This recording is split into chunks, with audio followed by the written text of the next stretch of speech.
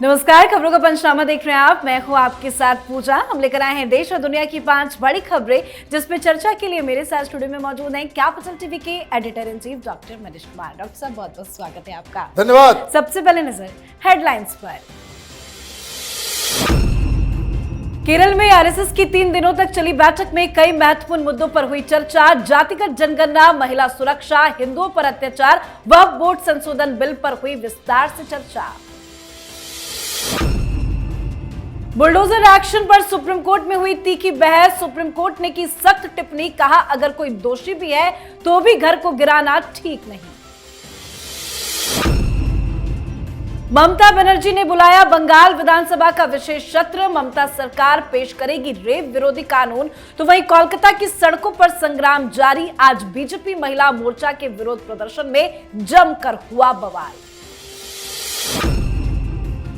आम आदमी पार्टी को एक और तगड़ा झटका। आप विधायक अमानतुल्लाह खान को ईडी ने किया गिरफ्तार, तो वहीं शराब घोटाले में सुप्रीम कोर्ट से विजय नायर को मिली जमानत। विभव कुमार भी रिहा। कंधार हाईजैक पर बनी वेब सीरीज IC-814 में आतंकियों के हिंदू नामों पर बवाल।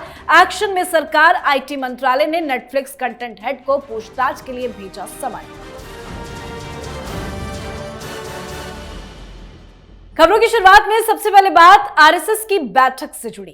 केरल के पलक्कड़ में आयोजित राष्ट्रीय स्वयंसेवक संघ की अखिल भारतीय समन्वय बैठक आज खत्म हो गई।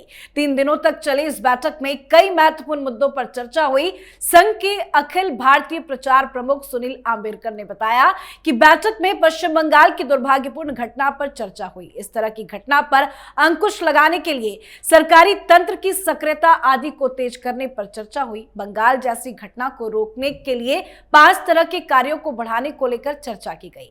बैठक के दौरान पिछले कई सालों में विपक्ष की तरफ से जाति आधारित जनगणना की मांग उठाए जाने पर भी बात हुई। समन्वय बैठक में सर संचालक मोहन भागवत ने कहा कि राजनीतिक लोगों का काम है समाज को जाति में तोड़ना और उसके जरिए उत्पन्न स्थिति का फायदा उठाना। इसके लिए तरह तरह के हथकंडे अपनाना, लेकिन इससे अलग हमें संघ की सोच के आधार पर सबको साथ लेकर चलना है। सामाजिक समरसता बनाकर रखना हमारा कर्तव्य है। जातिगत जनगणना की बात करते हुए आंबेडकर ने भी कहा कि जाति जनगणना का इस्तेमाल चुनाव प्रचार और चुनावी उद्देश्यों के लिए नहीं किया जाना चाहिए। साथ ही बैठक में वक्फ बोर्ड से जुड़े संशोधन के मसले पर चर्चा के साथ ही बांग्लादेश के अल्पसंख्यक हिंदुओं की सुरक्षा को लेकर भी विस्तार से चर्चा की गई है। ताजा घटनाक्रम को देखते हुए यह बैठक कितना इंपॉर्टेंट रहा? देखिए, आज जो संघ की तरफ से बयान आया है और जो खबरें आई है, राहुल गांधी बौखला रहे होंगे। विपक्षी पार्टियां, चाहे वो अखिलेश यादव हो, चाहे तेजस्वी यादव हो, ये जातीय जनगणना वाला जो गैंग है उसके छाती पे सांप लूट रहा होगा। कारण संघ ने क्लियर किया 2-3 चीजें। एक कि संघ और भारतीय जनता पार्टी ये जातीय जनगणना के खिलाफ नहीं है। एक नंबर 2, उन्होंने ये भी बताया कि जो लोग जातीय जनगणना के लिए इतना दबाव डाल रहे हैं उनके दिमाग में कुछ कीड़ा घुसा हुआ है। ये लोग हिंदू समाज को बांटना चाह रहे हैं। और तीसरी चीज कि जातीय जनगणना अगर समाज के कल्याण के लिए किया जा रहा है तो वो तो अच्छा है, लेकिन अगर हिंदुओं को बांटने के लिए और उसके ऊपर राजनीति करने के लिए, चुनावी राजनीति करने के लिए अगर किया जा रहा है तो इसका विरोध होना चाहिए। यह मामला बड़ा सेंसिटिव है और हिंदुओं को सतर्क रखने की आवश्यकता है इस तरह के तमाम लोगों से, पॉलिटिकल पार्टीज और लीडर्स से, जो हिंदू समाज को बांट के अपनी राजनीति चमकाना चाहते हैं। तो एक तो बड़ा मैसेज आज गया।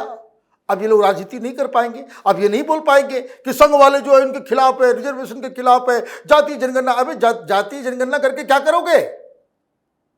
ये राहुल गांधी जो घूमता फिरता है ये कहते हुए कि जाति की जनगणना तो करवा के रहेंगे। भाई, तुमने तो करवा लिया, कर्नाटक में करवा लिया, अब करो उसके ऊपर कुछ कार्रवाई। हिम्मत तो होती नहीं कि भाई जाति जनगणना करवा करके आप जो है उसके रिपोर्ट को पब्लिक करें। भाई, वहां पे लागू करवा दो। और जाति जनगणना जब आप करोगे, अभी आएगा बिहार का चुनाव, बहुत ज्यादा यहां पे नीतीश कुमार भी उछल कूद मचा रहे थे, ये तेजस्वी यादव भी जाति जनगणना। भाई टिकट तुम बांटोगे तो जाति जनगणना के मुताबिक उस प्रोपोर्शन में टिकट दोगे? सीधा सीधा सवाल है। इस सवाल का जवाब किसी के पास नहीं होगा। जब धंधा करना होगा राजनीति का, तो माल खा करके टिकट बांटोगे, और देश को जब और हिंदू समाज को जब तोड़ना होगा तो जाति जनगणना का जो है वो बुर्का पहन करके समाज में घूमोगे, तो ये चलेगा नहीं। ये देश और समाज को तोड़ने का एक प्रपंच है जिसको एक्सपोज करना जरूरी है। जी, अगली खबर में बात बुलडोजर एक्शन पर सुप्रीम सुनवाई की। उत्तर प्रदेश, मध्य प्रदेश, राजस्थान समेत कई राज्यों में अपराधियों के खिलाफ हो रही बुलडोजर कार्रवाई मामले में आज सुप्रीम कोर्ट में अहम सुनवाई हुई। बुलडोजर एक्शन पर आज सुप्रीम कोर्ट बड़ा सख्त नजर आया। जोरदार बहस सुप्रीम कोर्ट में हुई है। सुप्रीम कोर्ट ने कहा कि अगर कोई सिर्फ आरोपी है तो प्रॉपर्टी गिराने की कार्रवाई कैसे की जा सकती है।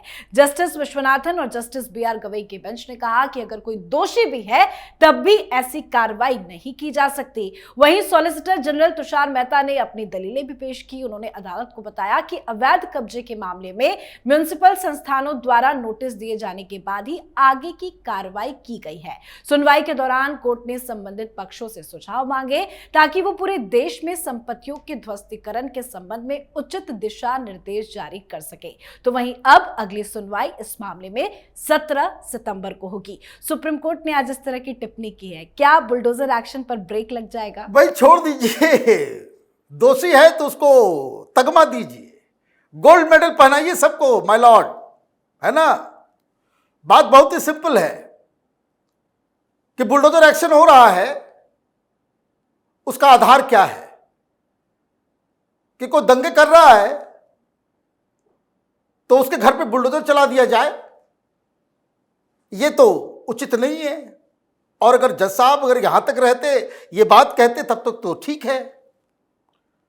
होता क्या है, ज्यादातर केसेस में आगे की सुनवाई भी होगा। आज भावावेश में आके जज साहब ने भाषण दे दिया कि अखबार में छपेगा, मैनेज करना होता है ना। ये लेफ्ट लिबरल कबाल, ये मीडिया, पावरफुल इंटरनेशनल मीडिया, कि भाई हमें कहीं ये ना कह दे कि भाई ये सरकार का पिट्ठू जज है, ये प्रेशर काम कर रहा है, ये ध्यान रखिएगा। तो होता क्या है कि कोई व्यक्ति कुछ काम किया, जैसे मैं ओपनली कहता हूं, दंगे भड़काने का काम किया, हिंदू प्रोसेशन के ऊपर पत्थर फेंकने का काम किया, ठीक, तो उस वजह से बुलडोजर नहीं चलता। बुलडोजर इसलिए चलता है कि भाई पता किया जाता है उसका घर कहां है। अब घर है तो उसने क्या नियम कानून सारे फॉलो किए? क्या उसका डिजाइन से लेकर के सारे परमिशंस हैं? क्या वो जमीन कब्जा तो नहीं कर रखा है? अभी जैसे ये लोग पहुंचे ही क्यों कि अयोध्या के अंदर वो रेपिस्ट के घर के ऊपर बुलडोजर चल रहा है, तो अखिलेश यादव के कलेजे में दर्द हो रहा है। राहुल गांधी जो है पागल हो रहे हैं, ये नहीं बता रहे कि ये बुलडोजर इसलिए नहीं चल रहा है कि वो किसी एक दलित बच्ची के साथ उसने अत्याचार किया है। बुलडोजर इसलिए चल रहा है क्योंकि उसने सरकारी जमीन पे अपना एक मार्केटिंग कॉम्प्लेक्स बना लिया था। उसका घर सरकारी जमीन पे, तालाब उसने हड़प लिया था। तो जो सरकारी जमीन के ऊपर कमरे बना ले, घर बना ले, शॉप्स बना ले, मार्केटिंग कॉम्प्लेक्स बना ले, मॉल बना ले, तो उस पर तो बुलडोजर चलना ही चाहिए। और जज साहब अगर ये कह रहे हैं कि नहीं नहीं नहीं उस पर बुलडोजर मत चलाना, तो ये तो जज साहब फिर लाइसेंस दे रहे हैं। तो हम लोग भी जाते हैं सेंट्रल दिल्ली इंडिया गेट के पास सरकारी जमीन के ऊपर घर बना लेते हैं, बुलडोजर चलेगा नहीं। और जुडिशरी का ये हाल है कि सिविल केस अगर होगा तो 30 साल के बाद आएगा, तो 30 साल तक आराम से रहेंगे, बुलडोजर नहीं चलने देना। कभी कभी भावावेश में आकर के कोर्ट्स की तरफ से इस तरह के अनर्गल चीजें होने लगती है जिसे देख करके बड़ी परेशानी होने लगती है। जी, अब बात पश्चिम बंगाल की। महिला डॉक्टर के रेप मर्डर मामले को लेकर बंगाल में बीजेपी का हल्ला बोल जारी है। कोलकाता से लेकर सिलीगुड़ी तक प्रदर्शन चल रहा है। ममता बनर्जी के खिलाफ लोग सड़कों पर उतर आए हैं। आज बीजेपी महिला मोर्चा ने कोलकाता में प्रदर्शन किया। बीजेपी प्रदर्शन के दौरान लाठीचार्ज भी हो गई। बीजेपी नेता लॉकेट चैटर्जी समेत कई नेताओं को हिरासत में भी लिया गया। अलीपुरद्वार में प्रदर्शनकारियों को रोकने के लिए पुलिस को वाटर कैनन का इस्तेमाल भी करना पड़ा। बड़ा जमकर बवाल हुआ। तो वहीं ममता सरकार ने विधानसभा का 2 दिवसीय विशेष सत्र बुलाया है। इस विशेष सत्र के दौरान एक विधेयक पेश किया जाएगा जिसमें दुष्कर्म के दोषियों को 10 दिन के अंदर फांसी की सजा सुनिश्चित करने का प्रस्ताव है। इस बिल के समर्थन में बीजेपी भी आ गई है। कल इस बिल के पेश होने की खबर है, लेकिन क्या बिल पेश होते ही जो ये विरोध प्रदर्शन हो रहा है उसमें कोई बदलाव नजर आएगा? देखिए, कोई बदलाव नहीं। सी वांट टू डाइवर्ट कि देखो हम बड़े सीरियस हैं कि कोई रेप की घटना हो के हम तो कह रहे हैं कि बस 10 दिन में उसको फांसी दे दो। बस 10 दिन में फांसी कौन देगा? आप दोगे? सरकार देगी? मैंने कुछ भी जिसके मन में जो आ रहा है पब्लिक को बेवकूफ बनाने के लिए वो काम कर दे रहा है। तुमको लगभग 20 घंटे लगते हैं मौत के बाद एफआईआर दर्ज करने में, सिर्फ एफआईआर दर्ज करने में है, और 10 दिन में फांसी हो जाएगी। फांसी कोर्ट देगा, लोअर कोर्ट में मिलेगा तो उस अपील करने का अधिकार होगा हाई कोर्ट में। हाई कोर्ट में डेट मिलेगा, वहां फैसला होगा तो फिर वो जाएगा सुप्रीम कोर्ट। 10 दिन में फांसी। मतलब ममता बनर्जी ने यह समझ लिया है कि बंगाल की जनता बेवकूफ है, दिमाग नहीं है, इसको कुछ भी रसगुल्ला हाथ में थमा दो वो उसको लेकर के खुश हो जाएगी। ममता बनर्जी का यह दुस्साहस इसलिए है क्योंकि उनको लगता है कि मुस्लिम वोट बैंक हमारा 30% है ही, 20-25, 15-20% जो है ये हिंदुओं को बरगला करके हमें ले लेना चाहिए वोट। तो मैं तो चुनाव हारूंगी नहीं, चाहे कुछ भी हंगामा करते रहो, लॉकेट चटर्जी को गिरफ्तार करो या स्टूडेंट्स को जो है गुंडा बवाली कहो। कब 2-2 वीडियो आज सवेरे से आ रहा है। आप सीरियस हैं? आपके मंत्री कह रहे हैं, आपके नेता कह रहे हैं कि जो ममता बनर्जी के खिलाफ आंदोलन कर रहे हो उसकी मां बहनों का मॉफ्ड पिक्चर, माने गंदी तस्वीर मॉफ्ड करके लगाएंगे और जहां जहां तुम्हारा घर है उस मोहल्ले में पूरा साट देंगे। घर से निकलना बड़ा मुश्किल हो जाएगा। ये आपके नेता स्टेज से कह रहे हैं, कोई प्राइवेट कन्वर्सेशन नहीं, टीएमसी के धरना प्रदर्शन में कहा जा रहा है। तो आप ये देखिए कि इनकी मानसिकता क्या है। और ये दुस्साहस इसलिए मैं बार बार कह रहा हूं कि कोई भी नेता इसलिए पागल हो जाता है जब उसको ये कॉन्फिडेंस आ जाता है कि मैं चुनाव नहीं हारूंगा या हारूंगी। पब्लिक का डर रहेगा तब तो आदमी सही रास्ते पे चलेगा। तो 10 दिन में फांसी दे दो, बीजेपी ने सही किया, चलो भाई सपोर्ट कर दो। अब क्या करेंगे ये? वे अब सब लोग कह रहे हैं भाई कांग्रेस भी करिए 10 दिन में फांसी, लेफ्ट भी करिए 10 दिन में फांसी, बीजेपी भी करिए 10 दिन में फांसी। तो ये सब ट्रिक ममता बनर्जी के लिए कोई फायदेमंद नहीं होने वाला है। तो बंगाल में ममता बनर्जी बुरी तरह से फंस चुकी है, तो दिल्ली में आम आदमी पार्टी का बुरा हाल है। आज आम आदमी पार्टी का एक और नेता सलाखों के पीछे पहुंच चुका है।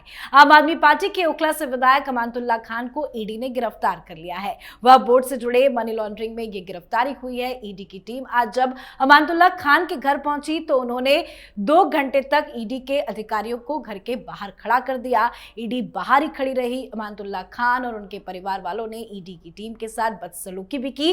काफी नोकझोंक हुई। फिर करीब 5 घंटे तक छापेमारी के बाद ईडी अमानतुल्ला खान को उठाकर अपने साथ ले गई। अमानतुल्ला खान की गिरफ्तारी को लेकर आम आदमी पार्टी बीजेपी पर हमलावर है। तो वहीं राहत की भी खबर सामने आई है। आम आदमी पार्टी के लिए शराब घोटाले मामले में करीब 2 साल से गिरफ्तार कारोबारी और आम आदमी पार्टी के पूर्व कम्युनिकेशन हेड विजय नायर को सुप्रीम कोर्ट ने जमानत दे दी है। साथ ही स्वाति मालीवाल से मारपीट मामले में सुप्रीम कोर्ट ने विभव कुमार को जमानत दे दी है। एक अंदर तो 2 बाहर आ गए। देखिए, ये जो विजय नायर है इसको जमानत इसलिए मिल गई क्योंकि बहुत लेट हो गया है। अब आप ये देखिए मनीष सिसोदिया को किस वजह से मिला है। मनीष सिसोदिया को इस वजह से जमानत मिली है क्योंकि कोर्ट ने कहा कि ये कब तक चलाओगे। अभी तो पूरा, और कानून क्या कहता है? कानून ये कहता है कि जो मिनिमम पनिशमेंट है उसके 50% अगर आप जेल के अंदर हो, हिरासत में हो, तो आपको बाय डिफॉल्ट जो है आपको बेल दे देना पड़ेगा। ये कानून है देश का। तो इस वजह से ये लोग छूट रहे हैं। विभव भी बाहर आ गए। लेकिन ये जो सवेरे से बवाल मचा हुआ है, ये ओखला का जो कह सकते हैं कि भाई नेता आम आदमी पार्टी का अमानतुल्ला, कि भाई बीजेपी वाले तानाशाही और ये और वो। अरे भाई बीजेपी का कोई लेना देना नहीं है। वक्फ बोर्ड का तुम्हें चेयरमैन बनाया केजरीवाल ने, और तुम चेयरमैन बने तो तुमको लगा कि भाई वक्फ की जितनी जमीनें हैं, जितना सब कुछ है, वो उसकी बपोती हो गई है। कंप्लेन करने वाले वक्फ बोर्ड के लोग, मुस्लिम समुदाय के लोग, बीजेपी से जिसका कोई लेना देना नहीं है। उन्होंने कहा कि रिक्रूटमेंट से लेकर के वक्फ की प्रॉपर्टी के खरीद फरोख्त में और इधर उधर करने में भी आपने गड़बड़ियां की है। जांच चल रही है, छापेमारी हुई, 12 लाख कैश मिला इसके किसी साथी के पास, और कट्टा भी मिला, देसी रिवॉल्वर भी गोलियों के साथ। तो आपको छोड़ दिया जाए? बिल्कुल नहीं छोड़ना चाहिए। अब ईडी अपना काम कर रही है, अब गिरफ्तार करके ले गई है। जमानत पहले भी मिला हुआ है आपको, पहले भी आपको सीबीआई और सीबी ने गिरफ्तार किया था, जमानत लेकर के आप बाहर थे, और फिर आप जाएंगे, फिर वापस बाहर आ जाएंगे। ये तो कानूनी प्रक्रिया है और इसको तो पालन करना ही पड़ेगा। जी, अब बात आज की आखिरी खबर की। फिल्म निर्माता अनुभव सिन्हा की नई web series IC-814 the Kandahar hijack, जिसका प्रीमियर 29 अगस्त को नेटफ्लिक्स पर हुआ, उसे लेकर घमासान छिड़ गया है। दिसंबर 1999 में इंडियन एयरलाइंस की फ्लाइट 814 के अपहरण पर आधारित इस सीरीज की जमकर आलोचना की जा रही है। फिल्म में आतंकियों के हिंदू नाम रखने पर बवाल मचा हुआ है। सीरीज में जिन आतंकियों ने प्लेन को हाईजैक किया था, उनका असली नाम बताने के बजाय भोला और शंकर नाम बताया गया है। अब इस मामले को लेकर विरोध तो हो ही रहा है, साथ ही सरकार ने भी एक्शन ले लिया। सूचना और प्रसारण मंत्रालय वेब सीरीज को लेकर नेटफ्लिक्स के कंटेंट हेड को पूछताछ के लिए बुलाया है। साथ ही लोगों ने आरोप लगाया है कि फिल्म निर्माता ने जानबूझकर अपहरणकर्ताओं का नाम हिंदू रखा, जबकि वो मुस्लिम थे। क्या एक बार फिर से फिल्म के नाम पर प्रोपेगेंडा? देखिए, ये अनुभव सिन्हा ये तो वैसे ही टुकड़े टुकड़े गैंग का कंफ्यूज्ड व्यक्ति है, कोई सब पढ़े लिखे आदमी थोड़ी है। इनके दिमाग में फितूर घुसा हुआ रहता है। अभी देखिए, जब ये सब चल रहा था, शाहीन बाग वाइन बाग, कितना एक्टिव था ये लोग। तो ये लोग सेक्युलरिज्म का अफीम चाट के, पता नहीं क्या दिक्कत है इनको हिंदू धर्म से। कोई पहली बार थोड़ी इसमें आया है। भाई एक टेररिस्ट को छुड़ाने के लिए ये कंधार वाला किया गया, और आपने उसका नाम भोला रख दिया, शंकर रख दिया। ये पता नहीं किस तरह की बेहूदगी है,